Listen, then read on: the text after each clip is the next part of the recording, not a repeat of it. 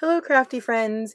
In this video I'm going to make a card using the parameters from this week's Craft Roulette. This week I don't think I needed any parameter stretching at all. Let's find out.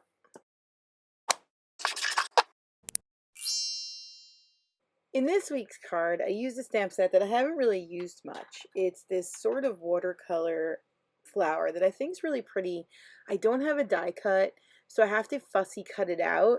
But I figured out that it's actually pretty easy to fussy cut out, because then once I'm done, I fill in the blanks with some little brush strokes to add some more to the white space, and it's actually quite pretty. So the first thing I did was I used some oxide in a peach color because the colors are on the ground. So I went with fall colors, fall leaves that are on the ground.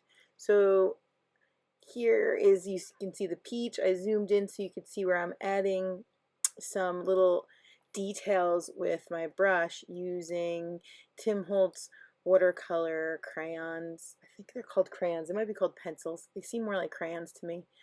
They're not my favorite, except for this technique in that palette.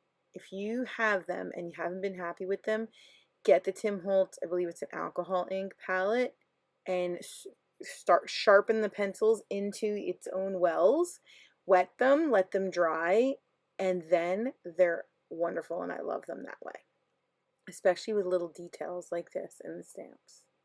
So then the next part was the other stamp to this set was this little watering can, because the parameters were two things that go together, watering can and flowers. So there's that parameter.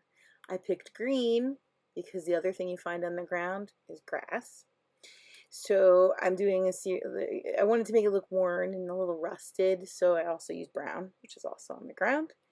And then that stamp has like this overlay, and I have trouble getting it in the right spot. So I put a clear acetate down first to make sure I was in the right spot and stamped, and then went ahead and moved the acetate and put this and stamped. I think it's like a darker brown because it's supposed to be sort of shadows or some more rust. And I just went in to have more detail, add more details with that palette. Like, again, that palette's a game changer with those pencils. And then I just quickly fussy cut out this flower. I mean, I sped it up super fast, but it really didn't take that long. And then here's where I use some brush strokes to fill in some of those white spaces that I think the die cut cuts those out, but I think it looks really pretty filling it in with some of those colors. Hey, just a quick reminder, please like and subscribe. Thank you! Now here's where I don't have the die cut. Is a little tricky. That handle. It's a big handle to leave white. And I tried cutting it out with my scissors and it was always rough. So I decided I was going to go in slowly with my razor blade, my X-Acto knife actually, and just cut around it. And it actually, as long as you go slow, it actually comes out pretty good. I think there was like a little piece where I started and stopped that needed to be trimmed. But then I just fussy cut the outside, which is actually really easy to fussy cut that. And you wouldn't even know I didn't have the die cuts. Next I'm going to glue the flowers into the watering can, and I have to cut the stems off because they're too long. They stick out a little bit because I wanted to be a little angled for the placement I had in mind on the card. And I want to pop this up. I actually used foam, I think they're called foam mounts, that someone picked up at the Dollar Tree and gave them to me, regifted them to me, and I thought, perfect, they cut real easy with my red sticky scissors. Now I wanted to layer some of the paper on this card, so I felt like this craft paper needed some texture. So I just took out this stencil and just added real quick some stencil, some marks in a darker oxide brown. And then I love this script. As you can see, it's a well-like stamp. It doesn't even have the back on it anymore.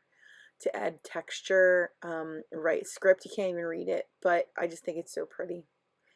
And I picked this green, which is a very similar green to my watering can, And one of the parameters was a card for celebration. So I picked happy birthday because I need happy birthday cards. And then the last parameter might be stretching it a bit. Blocks, which what do you do with blocks? You stack them. I stacked a bunch of paper. And that card is done. Thanks so much for watching. Have a crafty day. And here are more videos on where I made a card using Craft Roulette's parameters. Check them out and see how much stretching I did on those.